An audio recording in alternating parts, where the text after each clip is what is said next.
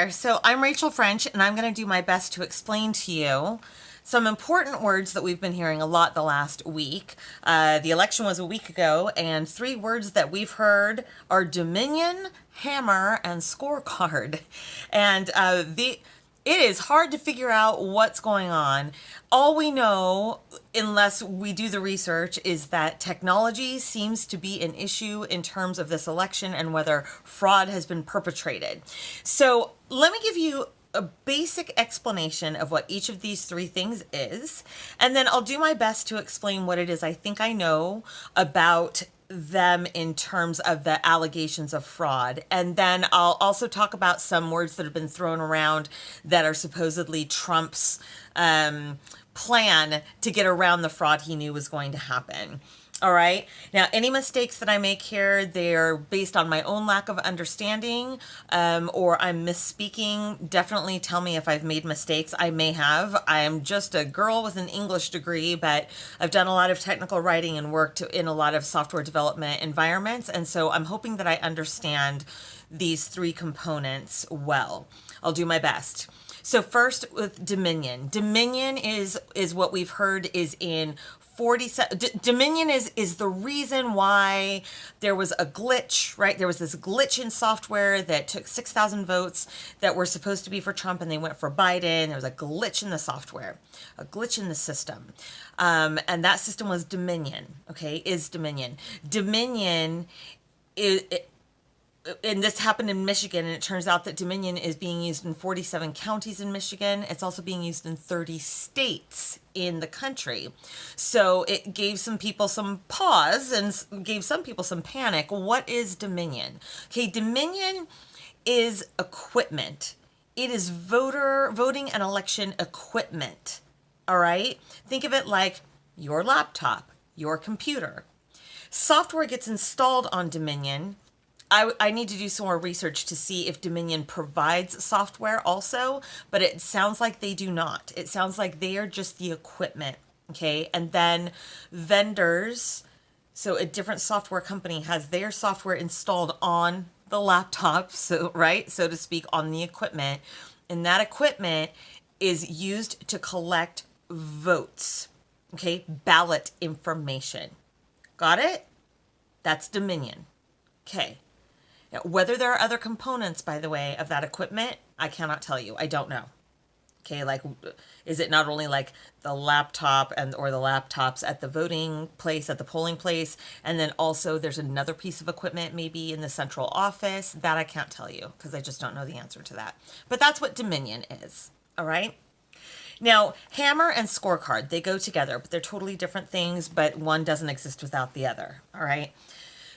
Hammer is, and if you've tried to share something or if you've seen something shared, for example, on Facebook about Hammer and Scorecard, you'll see it's fact checked because Hammer is a supercomputer. But that's just a silly colloquial word to refer to a really robust technical system, a lot of equipment that can store a lot of data, that can process a lot of information.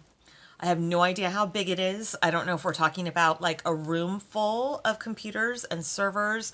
I don't know what we're talking about. I don't know if we're talking about several rooms. I don't know. But when we're talking about a supercomputer, we're just talking about a very powerful, fast computer, right? So it's powerful. It can process a lot of data. It can store a lot of data. Okay, that's what we mean when we're talking about a supercomputer. Hammer is, from what I understand, is something that it was created as a counterintelligence system that is part of the CIA. Okay, I'll tell you more about it, but let me make sure that you understand the three parts. Okay, so we've left Dominion in the dust. Now we're talking about Hammer, which is a totally different system. We're talking mostly about, I guess, the hardware in a way, and also software.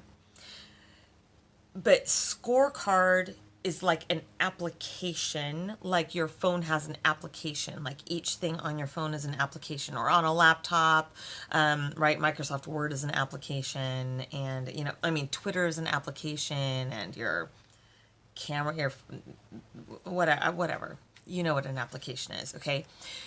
So it's like, imagine that it's a super duper cell phone, super duper computer, that's Hammer, and then you've got an application loaded, and this application is called Scorecard. What Scorecard was designed to do, and what Hammer does, Scorecard functions on this Hammer system, okay? This application of Scorecard, what it is designed to do, together, they're designed to interfere in the elections of foreign countries. Specifically, Scorecard exists to interfere in the elections of foreign countries. The allegation is that Scorecard has now been turned on American elections, and I'll get into that more later. But just in case you just wanted the explanation and then you want to bail, awesome. So what Scorecard does that's kind of interesting is that it interferes with and changes the polling results, the ballot results, and it does it at a very specific time in a very specific way. So I need you to go back to the idea of a polling place where Dominion equipment, and it could be any equipment, by the way. There are 3 major companies that provide election equipment in the United States. Dominion is just one of them. But after the data has been collected, all the votes have been collected, they have to go somewhere. That information needs to go somewhere. So that information may go, and I can't verify this, I don't know. Does it go somewhere at the state level? Does it go to the county level first, and then to the state, and then to the country? I don't know. But I know that it has to go somewhere at least once, maybe 2 or 3 times. At the point at which people are no longer looking at the data, the point at which human eyes are no longer looking at it, it's been verified, it's been entered and verified, and it's moving from one place to another, so maybe from the box at the county level to maybe the box at the state level. The data is moving, right? It's like moving through a hose or moving through a wire. Can you picture it? While it's moving, Scorecard gets right in there and it flips votes. So the reason why this is so ingenious is because the only way that it gets caught is after it moves to the second bucket. Does someone go check to see what did you send and what was received? But no one ever checks that. No one ever checks those against one another. So there's some very sophisticated algorithms in Scorecard. I imagine that they are used in part so that as it's flipping votes from one to another, it's doing it in a randomized way so as to not draw attention to itself. So that like ballots won't look, or so that the information, I imagine that it's done like in a randomness, and that the records that if someone were to pull the record of someone's vote, even though they're anonymous, that they wouldn't see discrepancies that would make someone look and say, hey, like some of the things that we've seen, like in Pennsylvania, there are 98,000 ballots in Pennsylvania where there is just a vote for the Biden-Harris ticket, and then the rest of the ballot is blank. That would be an anomaly. That's something that is worthy of investigation. So I imagine that Scorecard is careful to not do things that would draw attention to itself. And it's ingenious, really, because if you think about ballots, if you think about voting, every single record is just, it's a 0 or a 1. Right? It's a blank box, or it's a filled in box, very carefully filled in box. So they're really just, the Scorecard just flips them from 0 to 1 or from 1 to 0. It's ingenious, really. So that's what Scorecard does, and that application runs on Hammer. Does that make sense? I'm asking, which is silly, I'm asking you. You can't answer, but does that make sense? So when we hear on social media fact checkers, or we hear the media say there's no supercomputer that's changing votes, because it sounds silly, like there's no superhero that's this widespread. I don't know that there isn't. I don't know that isn't happening. So I'll get into this more. But basically, now you know. right? Okay, now you know what Dominion is, now you know what Hammer and Scorecard are. And now I'm going to back up and I'm going to explain to you why it is people are concerned about fraud in each of these, with each of these systems, so that you can make some of your own decisions. One of the things I would caution you about is, as you're trying to research it, if you do decide to do your own research, and please double check the things I'm saying. I mean, what do I know? I'm doing my best. But if you go on Google, Google actually does have an agenda. The company does lean very far left. So, and the reason, and you can check this very, very easily. You don't have to take my word for it. When you search for something like election fraud 2020, or you search anything related to politics or social issues, COVID, anything, check the results on Google and then open up DuckDuckGo.com, which is another search engine. And very often you will see dramatically different search results. DuckDuckGo doesn't store your search results. It doesn't sell your data. Google does. So you'll see that it leans left, very far left. So when I was trying to research what these things were, I realized that Google was making it hard for me, because mostly I was seeing articles that had headlines like Hammer and Scorecard, basis for unverified claims of fraud. Trump blames supercomputer for da da da da da. And then I went to DuckDuckGo and I saw a few of the same things, but I also saw some other things. It just made it a lot easier for me. So I kind of advise you, you didn't come here for my advice, but I'll give you the advice to don't always use Google for everything, especially if you're having a hard time finding what you need, or if you're having a hard time finding something without a spin to it. So here's what you need to know about Dominion. Let me hold my paper up so I'm not looking down the whole time.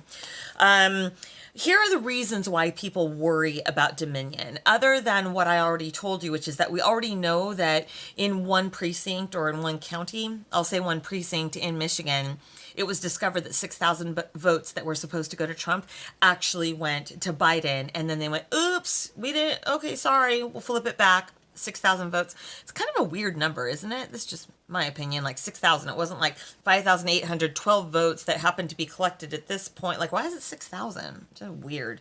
Like, did a person do that? I don't understand. But they called it a glitch. I don't buy glitches. I don't. I was in software for too long. That's not a glitch. A glitch is like when it goes out for a second. That's not a glitch. Not a glitch. Dominion is, like I said, it's one of three major firms that are used in the United States for our elections. It's actually a Toronto-based company with their headquarters in Denver. Okay, they currently process 40% of all votes in the United States for things like the presidential election. Dominion is the equipment used in all of the swing states that we are looking at and worried about, except North Carolina. So we're talking Michigan, Wisconsin, Pennsylvania, and then Arizona and Nevada. Okay. Also used in all the big states, California, Texas. Actually, not very much in Texas. I'll get into that in a second. Florida, all over. All right.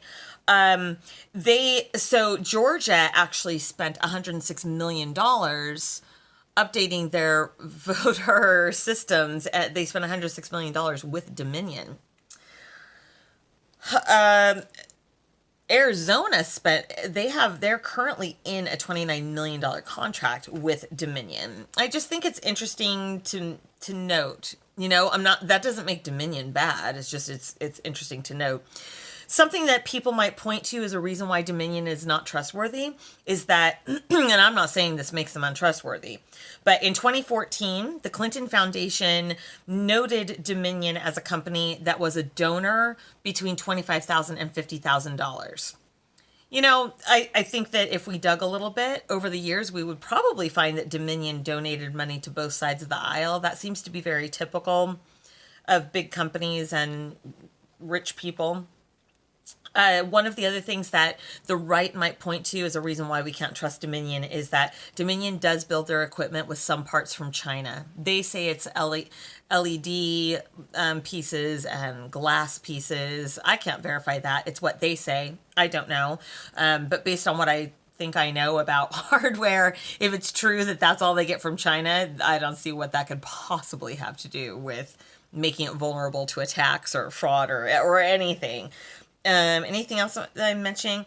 Yeah, okay, so the big thing I would say is that, well, the one that bothers me, if any of them bother me, is that so Dominion has tried to get contracts, with all the states, of course. In fact, they have 8 lobbyists who are dedicated to Georgia alone. So I'm not surprised that Georgia has all of I think Georgia has one precinct that has a different piece of equipment there. And I found a map that has color coded dots all over the country, so you can see where Dominion's being used versus the other two. And you'll see like Georgia is just straight up orange dots, just orange dots. You go over to Arizona and Nevada, basically all orange dots. Same thing in Michigan and Wisconsin, a little bit of a mix. You go to Texas, there's like 7 orange dots. And that's because Dominion tried to get contracts with Texas 3 times.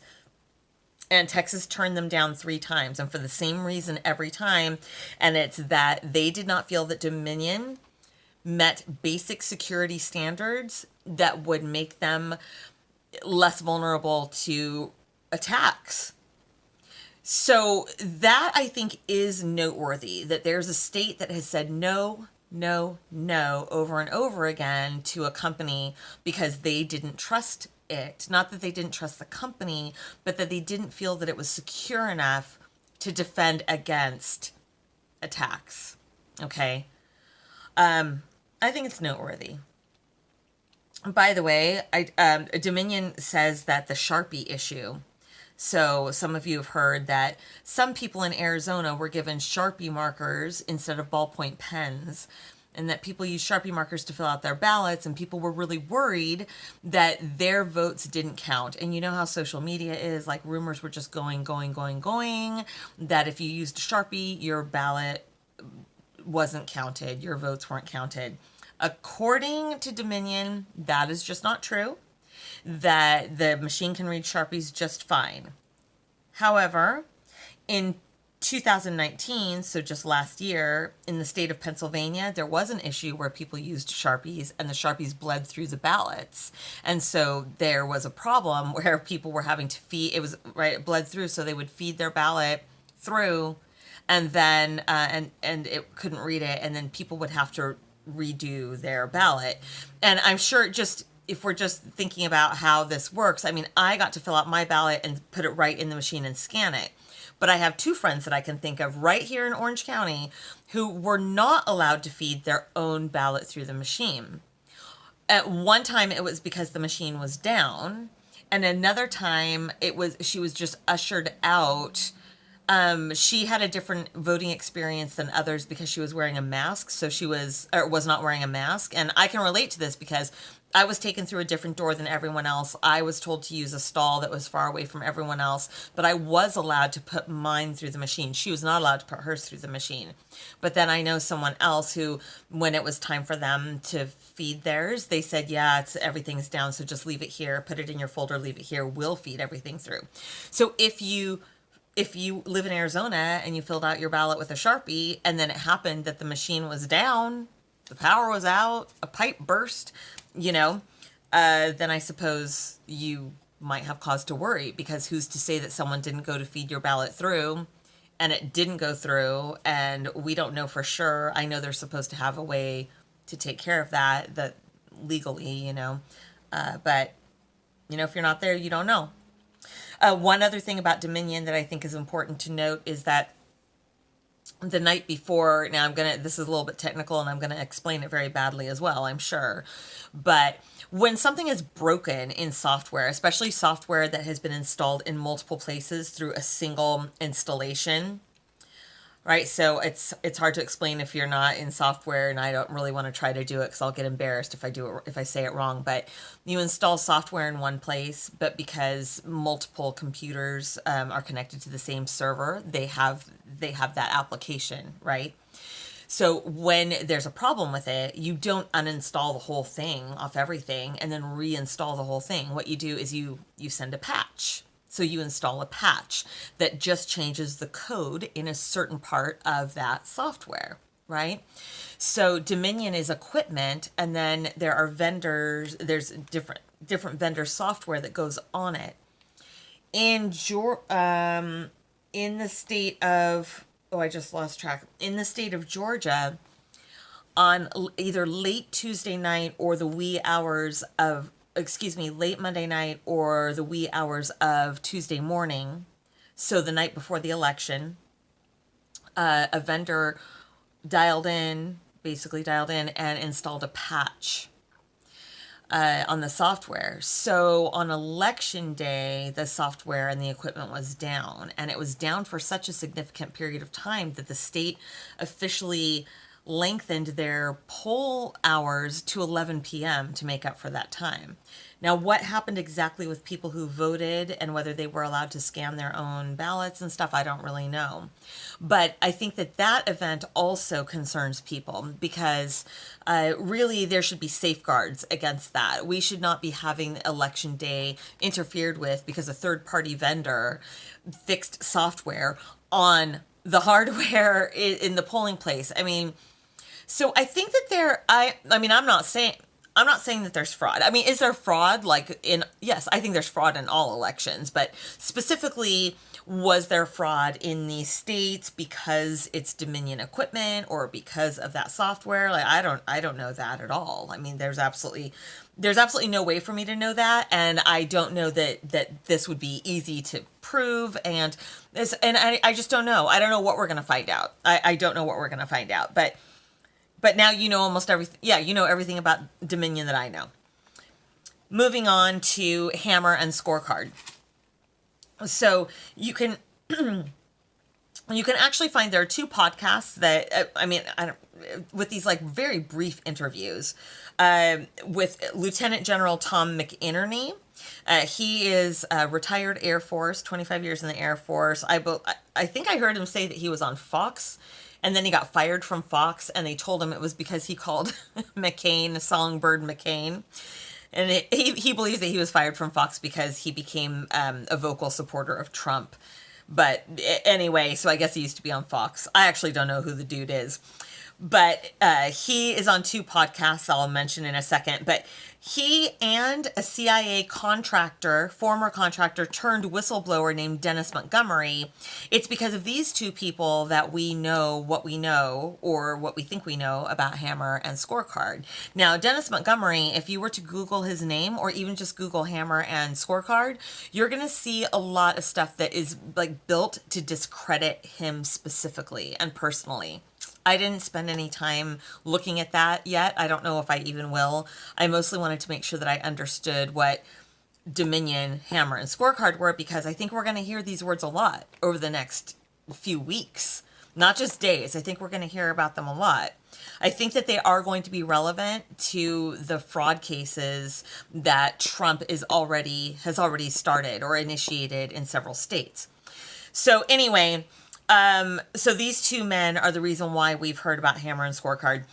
If you can hear him on Mike and Mike, the Mike and Mike podcast, and on the Omega Man Radio podcast. All you have to do is probably Google his name. Actually, don't Google. Go to DuckDuckGo and type in his name, or type in Hammer and Scorecard. I think it'll pop up. In fact, I know they will pop up within the first 2 pages of results. That's all it took for me to get all the information that I needed about this. But Lieutenant General McInerney actually was on the Mike and Mike. Oh, wait, I forget which one. He was on one of these before the election. And he said, we need to be aware of this as a problem. We need to be aware of the fraud that's going to be perpetrated on our election. And so what he did was explain, what he said was that he said, what's going to happen is that on November 3rd, it's going to look like Trump is winning, because he will be, he says. And then on Wednesday, he said late at night on Tuesday, or early in the wee hours of the morning on Wednesday, they're going to use Scorecard and they're going to change votes. And so on Wednesday, we're going to see the numbers change dramatically. which they did in one state by like 50,000 votes or something like that. And what I think is kind of interesting about that is that, first of all, he warned us. He warned us. And second of all, there's a reporter interviewed by Axios, and he is with Hawkfish.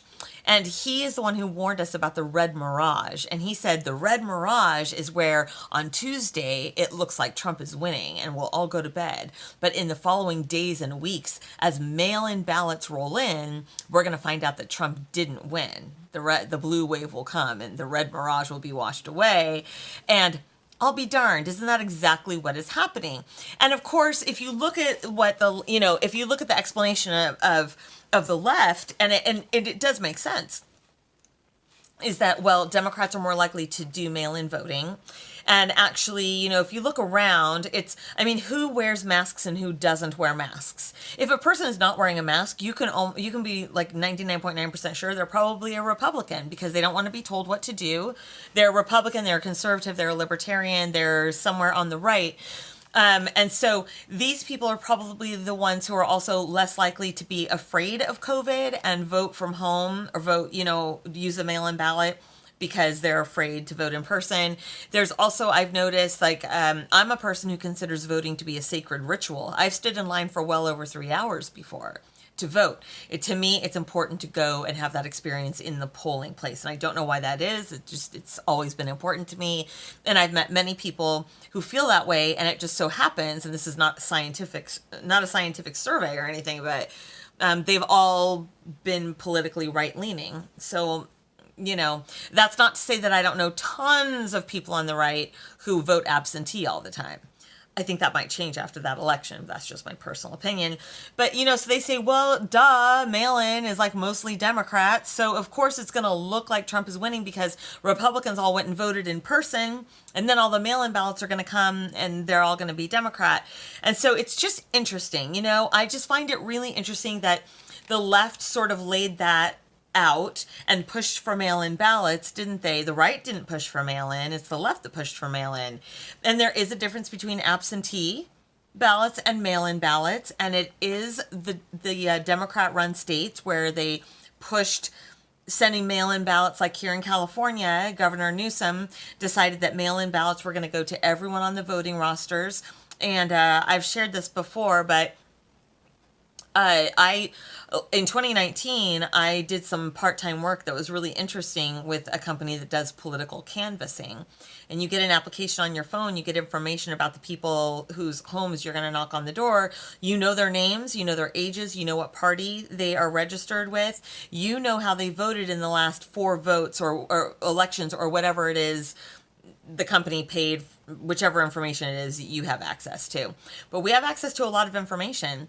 And I cannot tell you how many times I went to a house and I thought there were going to be 8 people there, like an extended family, and there was just a couple, and it wasn't them. Or it looked like there were going to be 5 or 6 or 7 or 8 people who lived there, but only 4 of those people lived there. I remember one house in particular, there were a lot of names. And a guy answered the door, and I figured out that he was, the guy who was 31, and he said, "Oh yeah, the other one's they're actually not citizens of the country," and one of them had gone back home, and I thought that's weird that they're on the voter rolls. So I actually know that there's a lot of opportunity for fraud when you just mail out to everyone on the voter list. It's rife for fraud. So anyway, I just find it really interesting that that McInerney is saying this software and this capability that was developed to interfere in foreign countries' elections has actually been turned back on us. And now listen to this. This will make your head explode if you believe it, if you believe it. But he spoke also after the election on on the other podcast and said exactly what I said was going to happen is happening. Look, it's already happening. And he was right. He was right. He was interviewed on the 4th, and he said, "This is what I told you. This is what he said. I told the FBI. I told the CIA. I told everyone I could tell before, and this is where we are." So it's fascinating, really. So just to let you know, according to McInerney, if he's right, This capability, this hammer and scorecard, was already used in the 2012 election between Obama and Romney, and it was used to secure the Obama-Biden ticket to win. And the way they did it was by messing with the votes, specifically in Florida. And he said it's actually a strategy of the Democrats. So, I forgot to say, so the Obama administration, according to Lieutenant General McInerney, the Obama administration actually physically moved Hammer from one location to another, and they took over the capability, the scorecard capability. They used it in 2012. They try to keep the votes, they try to keep the margin to about 3%, which is what they've determined will not trigger too much scrutiny. In 2016, the plan was to use it, according to McInerney, the plan was to use it in 2016 to secure the election for Hillary Clinton, but someone, and he didn't say, someone got wise to it and they interfered and they stopped it from happening. And I don't know if they did it covertly or not, but he said this is why Hillary was shocked, and it's why the mainstream media was shocked, because it was a foregone conclusion that Hillary was going to win, not because she had the votes, but because they were going to manipulate the votes so that she would win. And you know what? And one could argue that this guy is making all this shit up. Maybe he is. Maybe that's why he's vague. Or maybe he's protecting people who have not yet been identified by some people or are going to be prosecuted, right? I mean, there are a lot of reasons why he could maybe be keeping some things a little vague. In 2018, according to McInerney, in 2018, hammer and scorecard was used in the Democratic primaries to steal the election from Bernie Sanders and make sure that Joe Biden got the nomination. So when people say that the election was stolen from Bernie Sanders, they may be more correct than they thought. According to McInerney, it was literally stolen from Bernie Sanders using this software to flip votes. In 2020, his belief is that it is being used. And one of the things that I found interesting was that, I definitely find it interesting that Biden didn't campaign. He seemed like a guy who either couldn't or didn't think it was necessary. And I know what people said. Oh, Trump needs the ego boost. Trump just loves to be a celebrity. Look back. Everybody campaigns. Everybody campaigns. And the way Biden wore his mask, I don't know what his concern was, So he either couldn't go out there or he knew he didn't have to. He actually told Michigan, I don't need you to vote for me. That's a swing state. That's a critical state. Why would any candidate say to a state, I don't need your votes. I don't need you to vote for me? That's crazy talk is what that is. So I think that there is enough. What I'll say is there's definitely enough to warrant looking at things, and I would say the same for other areas of fraud, for other things that we've seen and that we've heard about. I mean, I'm not going to go into them now because that's not what this is about, but there's plenty to look at. There's plenty to investigate. No question about it. No question about it. Now, the last thing that's kind of technical that I wanted to mention, because I think it's very confusing for a lot of people, is that there are some things being circulated, some videos being circulated where these different men are talking. These are men who apparently have resumes that are very impressive. These are people who know stuff. They've seen stuff. We should trust them. We should believe them. I don't know. Of all the names that I've been called this year, the one that kind of makes me laugh is when people call me when they call me a conspiracy theorist, because I'm actually very slow to believe things. I'm very skeptical. I like to do my own research. I don't like to be told what to think. When all the conservatives said, cancel Netflix, Cuties is child porn, what did I do? Watched Cuties. I didn't want to be told that it was child porn. I wanted to know if it was. So I don't like to be told what to do or what to think. I don't know if these guys... I don't know. But here is what two of them are saying. They're saying that Trump already knew that the election was going to go down like this. And I actually kind of believe that because there's no way that he didn't know. Like, a lot of us suspected that fraud might happen in the election. I believe that fraud happens in every election. Did I say that already? I think there's fraud in every election. Now, when the mainstream media says there's no evidence of widespread fraud, the thing I do want you to consider is the meaning of the word widespread, also the meaning of the word evidence. But I think that when someone says widespread fraud, what we think of is, we think of like some mafioso who has coordinated and orchestrated fraud across many states or wide areas in the same way, and it's all coming down through the soldiers. And it is true, there is no evidence like that that any of us can point to of widespread, organized, orchestrated from a single point fraud across many, many states at once in the same way. Or even in different ways, but all coordinated and orchestrated by a single entity or even a couple of entities. That's true. That is absolutely true. But when the media says there is no evidence of widespread fraud, and that's what you'll see in articles, you'll see it on TV all the time, that doesn't mean that there isn't fraud everywhere all the time. I happen to believe that there is fraud everywhere all the time.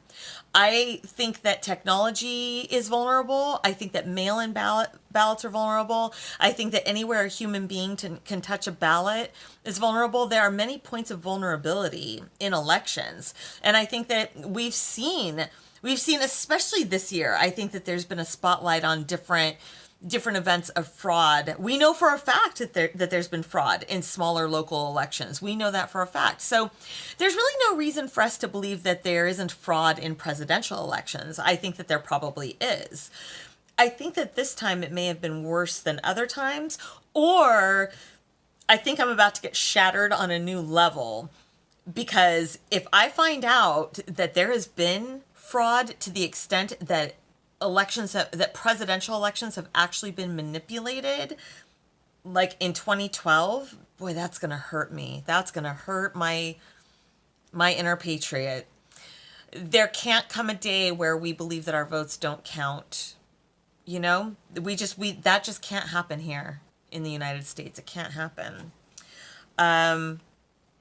So shoot, I lost my train of thought. But is there fraud? Yeah, there's fraud. Yeah, there is fraud.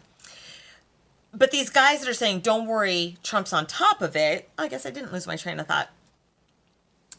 A couple of the things that I'm hearing is that don't worry, the ballots have watermarks, or don't worry, the ballots have chips in them. All right. The reason why I don't think that's true is because based on what I think I know, I believe that states are responsible for creating, generating, printing out their own ballots. They can even outsource it to a company outside the country, I believe. Unless every ballot in the United States were going to be created, printed, generated in the exact same place, like at the federal level, I don't really see how they would get a watermark on it. I certainly don't see how they would get a chip in it, and I'm still having a hard time imagining a chip inside the piece of paper. I'm not saying they can't do it. They probably have the technology, but if the states create their own ballots, I just don't see how that's possible. Could be wrong. I also have heard people say, don't worry, there's blockchain with the ballots, and so Trump's on top of it. Okay, the people who say that, they don't know what blockchain is. Now, I could be wrong, but my understanding of blockchain is that there's definitely not blockchain technology being used. And let me explain to you why, okay?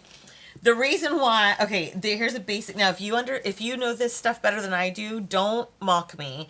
If I say something wrong, definitely correct me. But I'm going to give the most basic explanation of blockchain that I can, so that you'll understand why it is that assertion doesn't make sense, at least to me.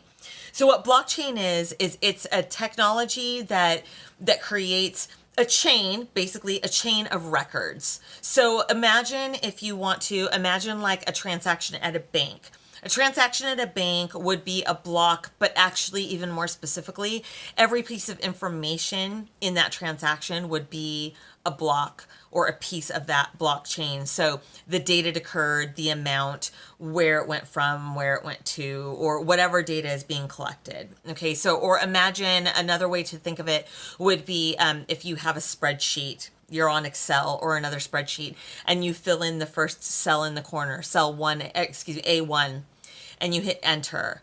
Imagine that as you do that, or as you save the spreadsheet, but just imagine that you hit enter and then you save the spreadsheet. Imagine that whatever it is you entered in cell A1 was stored not just on your laptop, but it actually was stored in 10,000 places all throughout the world.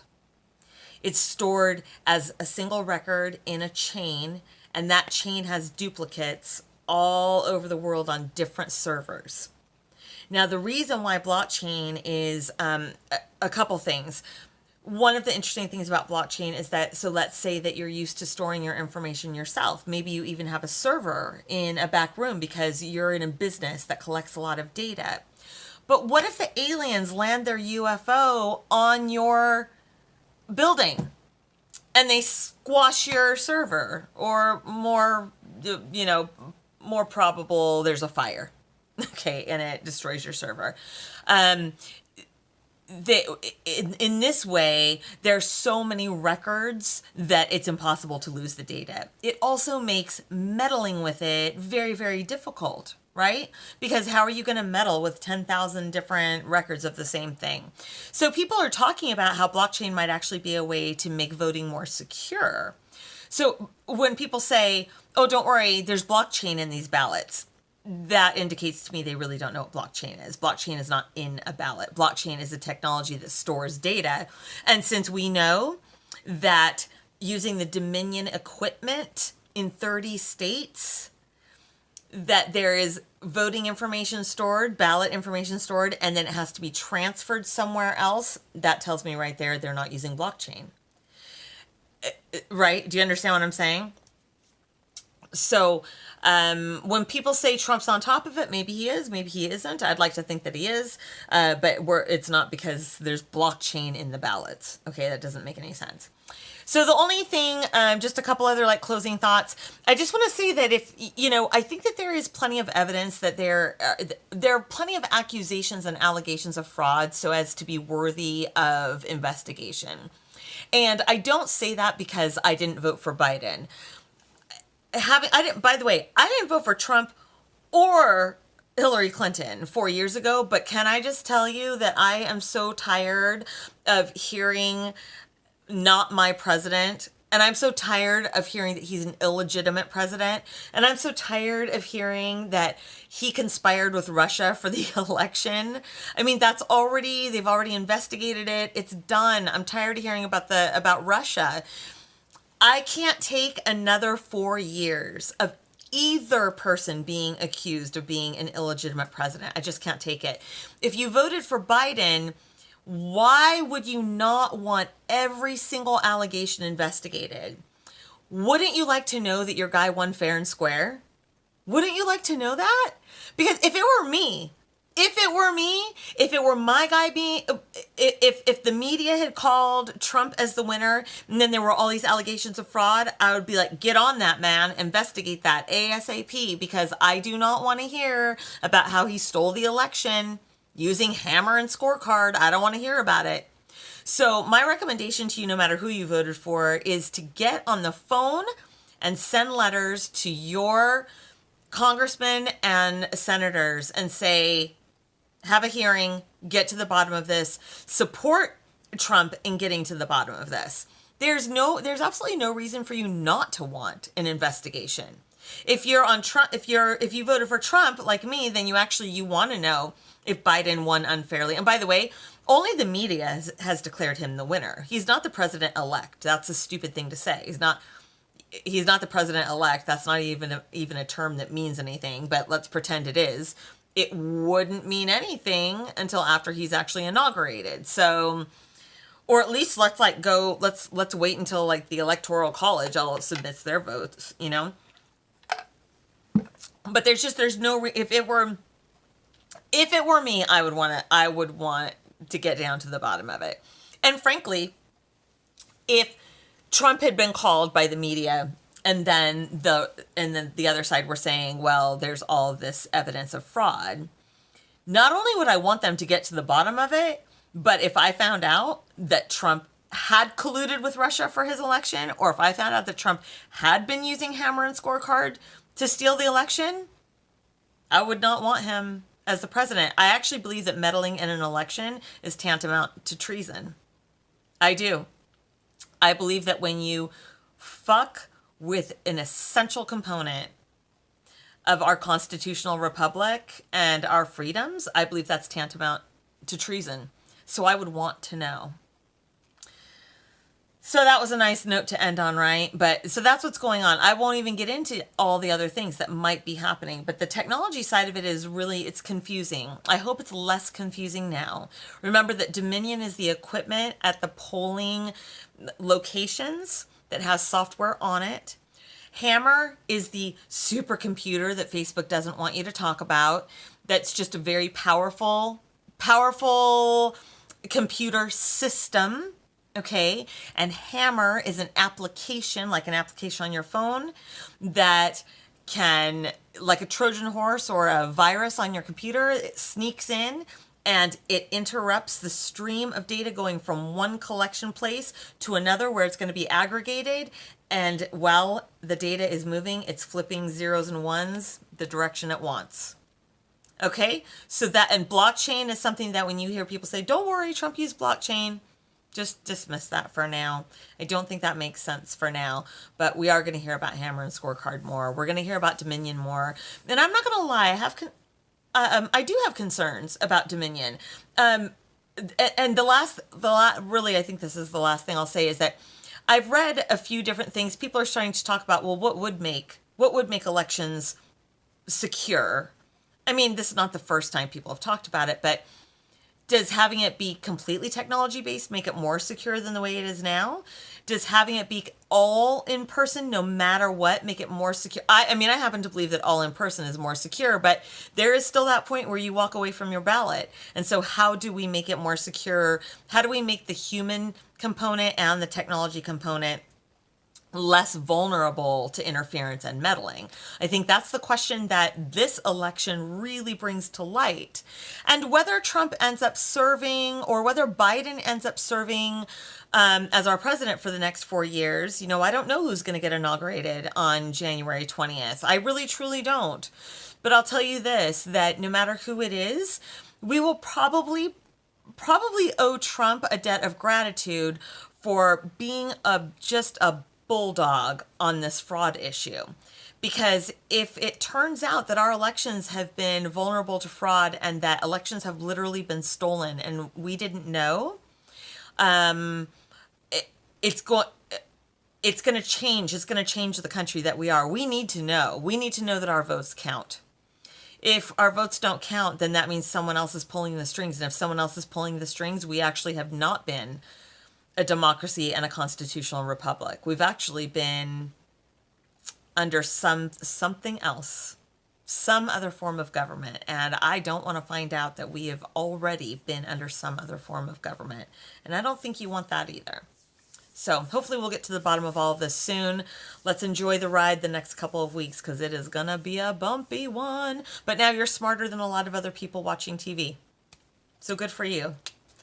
All right. Have a good one.